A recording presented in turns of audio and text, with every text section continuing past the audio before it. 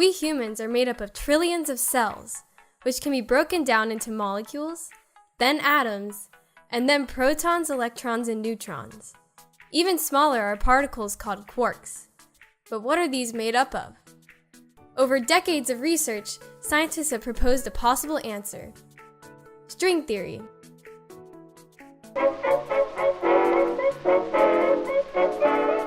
To understand string theory, we must be aware that protons and neutrons are made up of elementary particles, the most fundamental particles of the universe.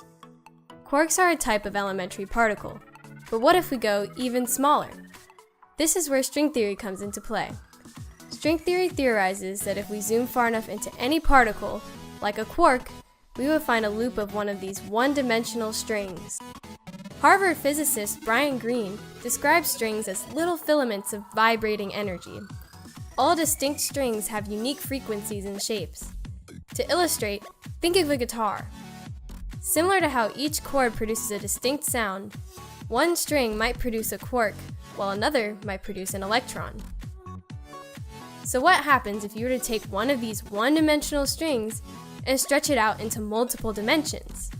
You would create a membrane, otherwise known as a D2 brane.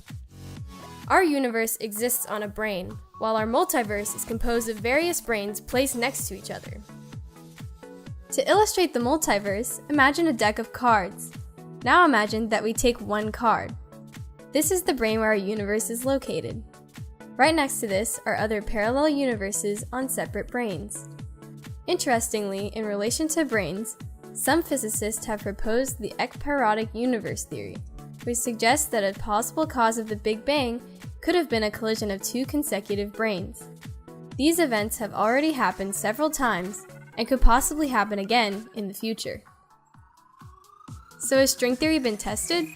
Unfortunately, there has been no evidence that fully confirms string theory due to the limitations of particle accelerators, which are machines that collide charged particles at speeds up to 99% of the speed of light.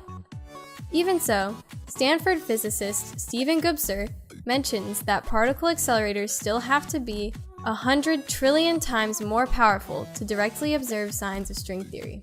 Although string theory remains an incomplete theory, many scientists refuse to give up on it due to the possibility of uniting the theories of quantum mechanics and Einstein's general relativity.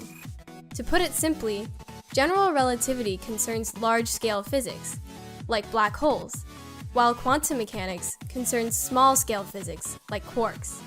But they contradict each other when placed at similar scales.